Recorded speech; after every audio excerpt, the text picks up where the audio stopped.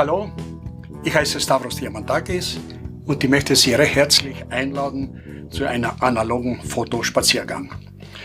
Heute möchte ich etwas erzählen über die Firma Minolta. Ganz genau, eine Miniaturkamera von Minolta fällt unter die Sparte Agenten oder Geheimkameras. Es geht um die Minolta 16-1 in Chrom-Ausführung und das Modell 16 wurde gebaut von Shiyota Kogaku. Ich hoffe, ich habe es richtig ausgesprochen. Die Firma wurde 1928 gegründet in Osaka als japanisch-deutscher Kameraladen. Das heißt, man baute Kameras in Japan, aber die Objektive und die Verschlüsse kamen aus Deutschland. Der erste Name 1937 war Hyoto Kogaku Seiko. Dieser japanische Name bedeutet so viel wie das Unternehmen sollte 1000 Generationen überstehen. Ob das wahr werden will, das weiß niemand. Bis zum endgültigen Namen Minolta hieß die Kamera zuerst Niffka oder die Firma hieß Niffka und das heißt so viel wie Nikon Fotokameras. Nach kurzer Zeit hieß auf einmal Molta.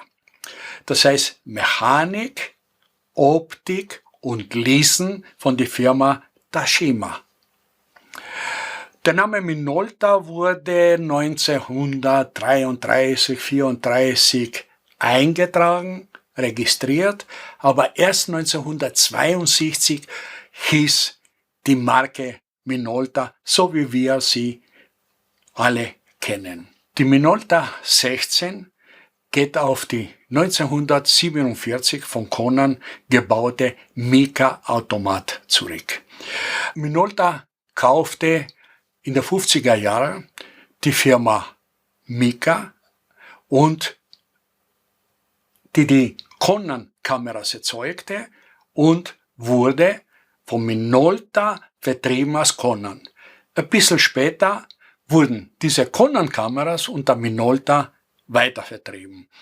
Es gibt von Minolta 16 Kleinbildkamera perfekt Kopien von Ukraine, die einen sehr großen Absatz fanden.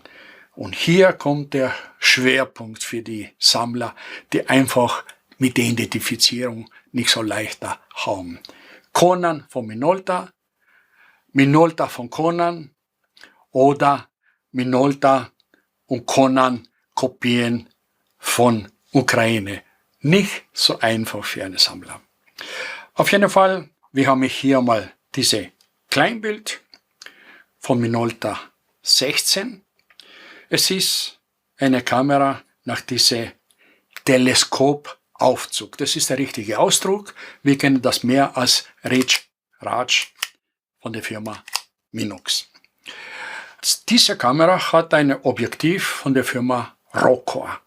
Rokkor ist ein Tochterunternehmen von Minolta, wurde während des Zweiten Weltkrieges gegründet, nur um Optiken für den Militäreinsatz zu produzieren. Die Objektive waren so gut, dann später in friedliche Zeiten die gleichen Objektiven für Film-, Foto- und Videokameras produziert wurden. Der Verschluss und der Filmtransport geschieht eben nach diesem Ritschrad-Mechanismus und der Verschluss hat ein 200 Sekunden Zeit. Die Kamera ist blitzsynchronisiert, hat aber keinen Blitzschuh und das kann man mit dieser Manschette machen.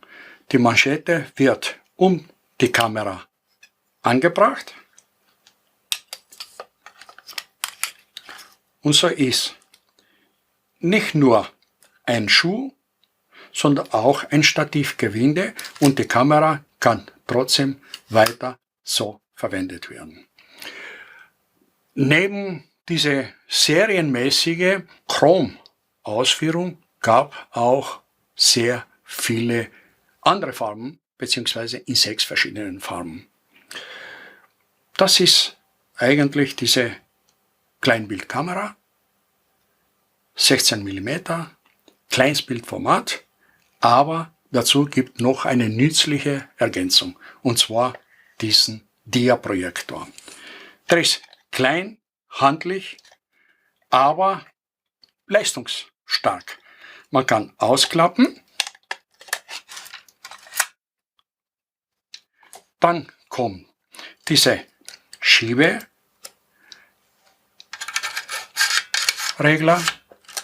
und das ist für Bilderrahmen mit 5 x 5 cm, also das übliche Format. Und hier natürlich werden die passenden Rahmen verwendet mit dem Format von 10 x 14 mm. Optik ist logisch ein Rohkörperobjektiv von Minolta. Die Lampe ist für 110 Volt und eine maximale Lampe von 75 Watt. Der Metallschieber ist 5 x 5 cm und eigentlich nichts Besonderes, aber eine sehr nützliche Sache für dieses System.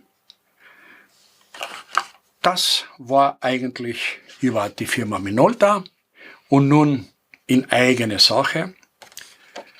Die Sammlung wird immer umfangreicher, ich werde älter und ich bin bereit, davon zu trennen. Wenn Sie eine gute Idee haben, bitte setzen Sie sich mit mir in Verbindung.